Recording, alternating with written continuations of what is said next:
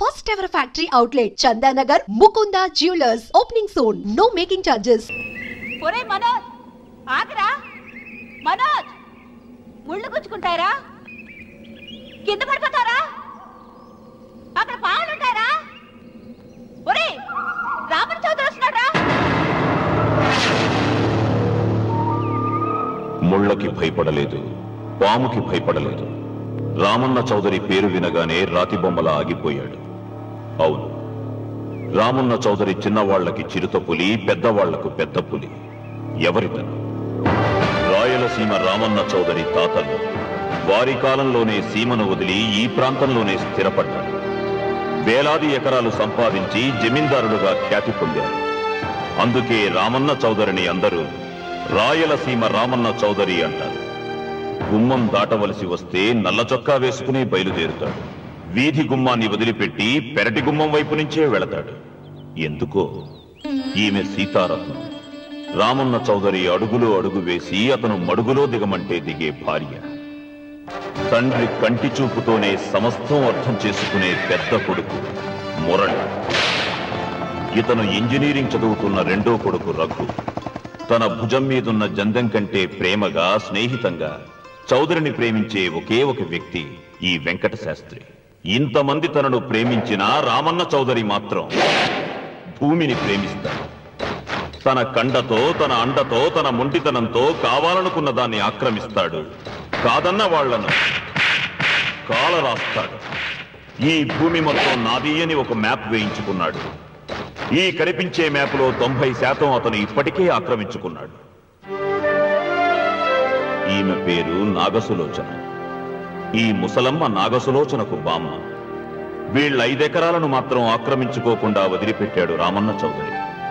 అంతేకాదు, నాగసులోచనకు అప్పుడప్పుడు డబ్బు సాయం కూడా చేస్తుంటాడు. ఇక మిగిలింది ఇదిగో ఈ సుబ్బారాయుడి 10 ఎకరాల పొలం. గుండె బలం తనకుందంటాడు. ఇతను పహిల్వాన్ పాపారావు తన 15 ఎకరాల పొలం రామన్న చౌదరికి ఇవ్వనని అడ్డం తిరిగాడు. ఈ సాంబశివరావు తనకున్న 30 ఎకరాల పొలం ఇవ్వనన్నాడు. ఏ పనైనా తెలివితో చెయ్యాలంటాడు ఇతను. ఇవన్నీ ఒకప్పుడు రామన్న చౌదరి తండ్రి పొలాలు. వీళ్లు కౌలుదారు. కౌలుదారి యాక్ట్ కింద వీళ్లు కోర్టుకెక్కి 15 ఏళ్లు గడిచాక గెలిచారు. అందుకే రామన్న చౌదరి కన్ను ఈ మన్ను మీద ఇప్పుడు పడింది. తన కుడి భుజం అన్వర్ని పొలం స్వాధీనం చెయ్యమని సుబ్బారాయుడు దగ్గరికి పంపాడు.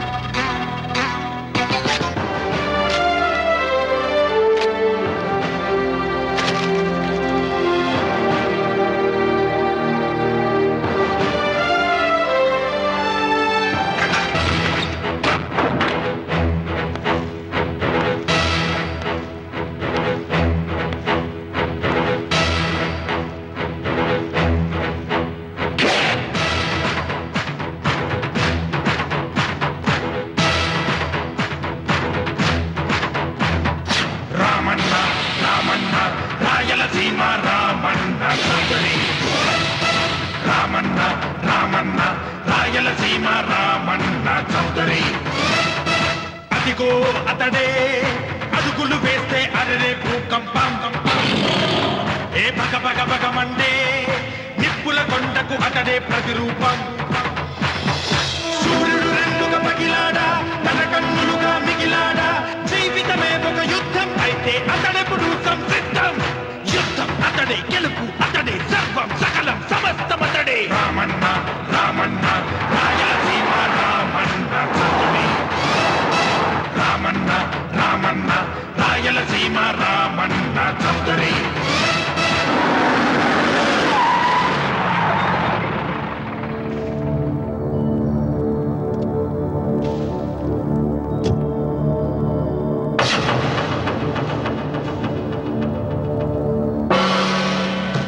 సుబ్బారాయుడు, రామన్న చౌదరి గారు వచ్చారు.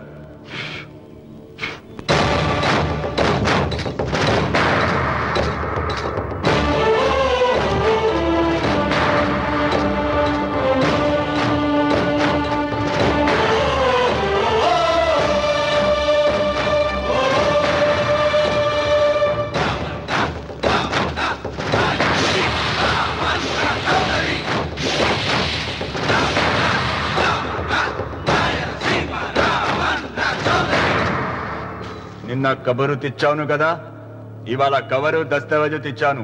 వచ్చి సంతకం పెట్టు.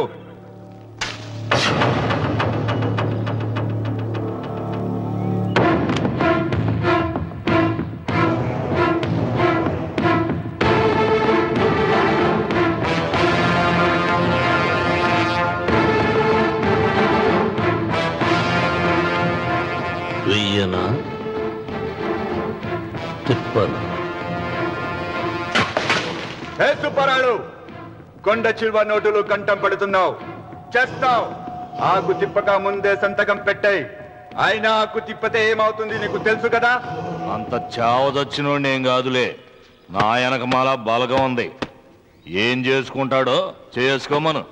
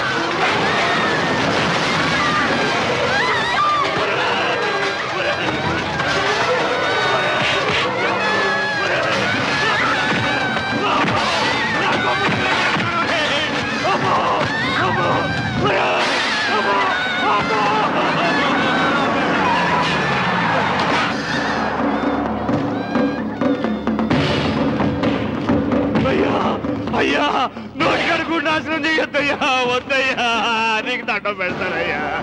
నీకు చేతులున్నది మాకు దండం పెట్టడానికి కాదురా, దస్తావేజుల మీద సంతకం పెట్టడానికి కూడా. పెడతానయ్యా, 2 రోజులు గడిపియండి. నిన్న జరిగింది మర్చిపోను, నేడు జరగాల్సింది వాయిదా వేయను. రేపు జరగబోయే దాని గురించి ఆలోచించను. ఈ రామన్న పాదం తాకగానే ఈ భూమి నా సొంతం. సంతకం పెట్టు.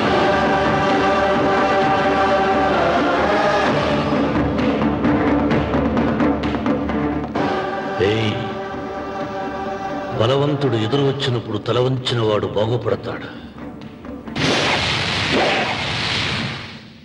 ఎదిరించిన వాడు వాగులో పడతాడు. రామన్న చౌదరి.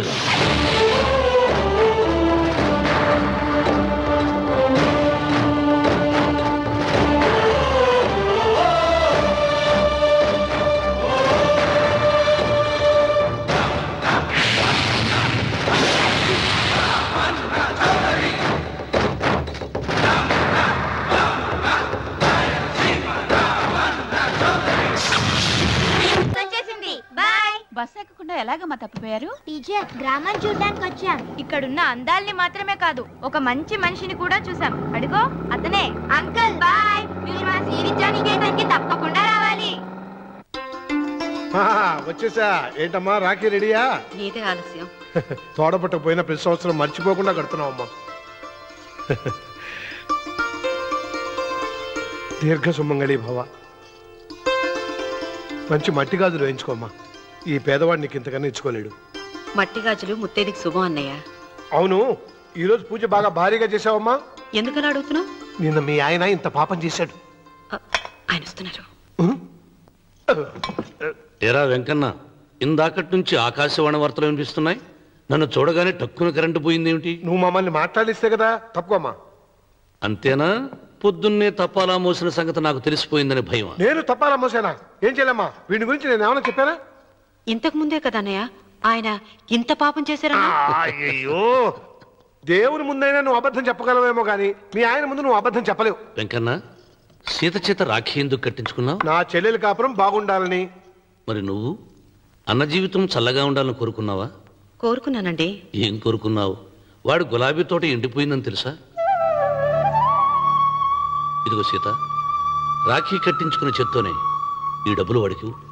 రాముడు, గులాబీ తోట ఎండిపోయిందని నాకెలా తెలుసు అనేగా.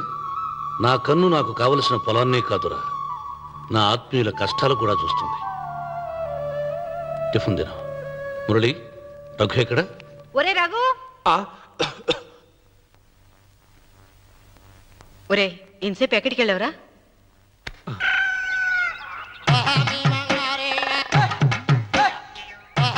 ఏడుకొండలవాడ వెంకటరమణ గోవింద గోవింద. జ్యోతిష్యుడు చెప్పినట్టు గుడికి వెళ్తున్నాను. ఆ పిల్లను చూపించే భారం నీదే తండ్రి. స్వామి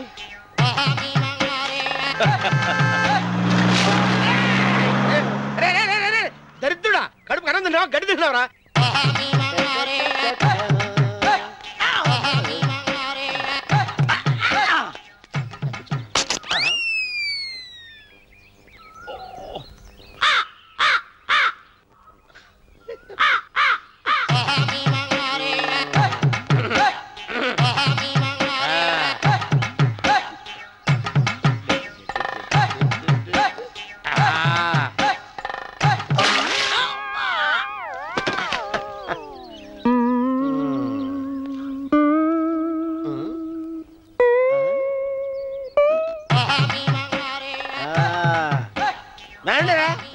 ఇప్పుడు చేసుకుంటారు, ఏవడం చేసుకుంటా చేసుకోండి. రండి మొత్తం రండి. ఎంతమంది వచ్చినా బయలుదేరి ఈసారి రండి. వెళ్ళిపో, చంపేసి ఏమైందిరా నీకు? ఏం చెప్పమంటావు బాబు? పైనుంచి కిందకు ముద్రపోతున్నా పెళ్లి కాలేదు. పక్క ఊళ్ళో పేరెంటాల తల్లి ఆలయం ఉందంట. అక్కడికి పెళ్లి కాని వాళ్ళే వెళ్ళాలంట. అక్కడికి వెళ్తే లట్టక్కన పెళ్లి అయిపోద్దంట. అయితే మాత్రం గుడికి ఈ అవతారంతో వెళ్తావా? ఏం చెప్పమంటారు బాబు, అదంతా పెద్ద కథలే. ఉన్న బట్టలు మొత్తం పాడైపోయినాయి. మిగిలింది ఒకటే జత, అది సంచిలో పెట్టుకున్నా. అక్కడికి వెళ్ళేసి అయితే నేను వస్తాను పద. మీరెందుకులే బాబు, మీకు 10 ఎకరాల పొలం ఉంది. అంటే 1 కోటి మంది అమ్మాయిలు దొరుకుతారు. నిజమే, చెట్టంత మనిషిని చెరువుకి పంపుతున్నారు తప్ప శోభనం గదులకు పంపాలని పెద్దానికి తెలియటం లేదు. ఒరే ఒరే అన్నవరం, నేను పేరెంటాల తల్లి గుడికి వస్తాను, తీసుకెళ్తావా? ఇంకా ఆలస్యం ఎందుకు బాబు, పదండి.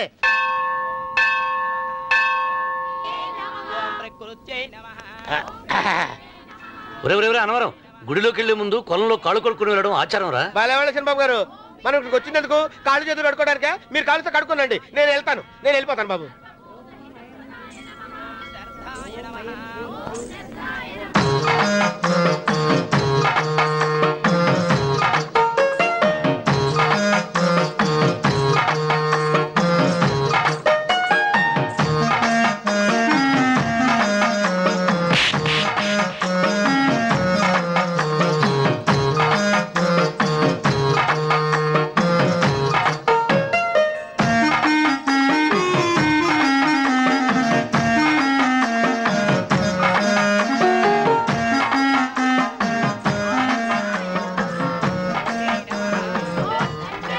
అమ్మా తల్లి, ఏంటమ్మా ఈ అన్యాయం? నాకు ఇంతవరకు పెళ్లి కాకపోవటం ఏంటమ్మా? నేనేమన్నా బేదోండా, బిక్కోండా, అడుక్కుతుంటున్నానా? నాకు రాయలసీమ రామన్న చౌదరి గారి పొలం పక్కన 100 ఎకరాల పొలం ఉంది కదమ్మా. నాకు సరైన జోడించుడు తల్లి. అమ్మా తల్లి, పోతురాజుపాలెంలో నాకు పెద్ద మేడ ఉంది. డిబ్బి సవర్ల బంగారం ఉంది. అయినా కూడా నా భాష బాగోదని ఎవరు నన్ను మనవాటానికి రావడం లేదమ్మా. మొట్టమొదటిసారి నీ గుడికి వచ్చా. నాకు పెనువిట్టి దొరికేటట్టు చెయ్యి. అలాగ చేస్తే నీ డిప్పిలో 30 రూపాయలు వేస్తా. డెప్పియా 30? ఈ భాష ఏంటి తల్లి? నీ పేరేంటి? ఎంకమ్మ. ఎంకమ్మ? భగవంతుని ఇంత అందాన్నిచ్చి ఇంత దరిద్రమైన పేరు పెట్టాడేంటి? పేరుదేముంది, వెంకు అని పిలుచుకోవచ్చుగా. అది సరి, నీ పేరేంటి? నా పేరు అన్నవరం. ఏంటి నచ్చలేదా? వాంతి వస్తున్నట్టుందా? ఇష్టం లేకపోతే అను అని పిలవచ్చు కదా. నాకు 100 ఎకరాల పొలం ఉంది తెలుసా?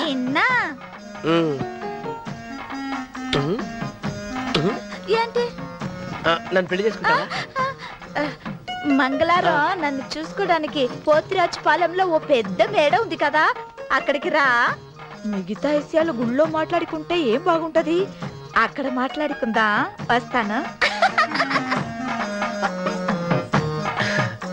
డెబ్బి 30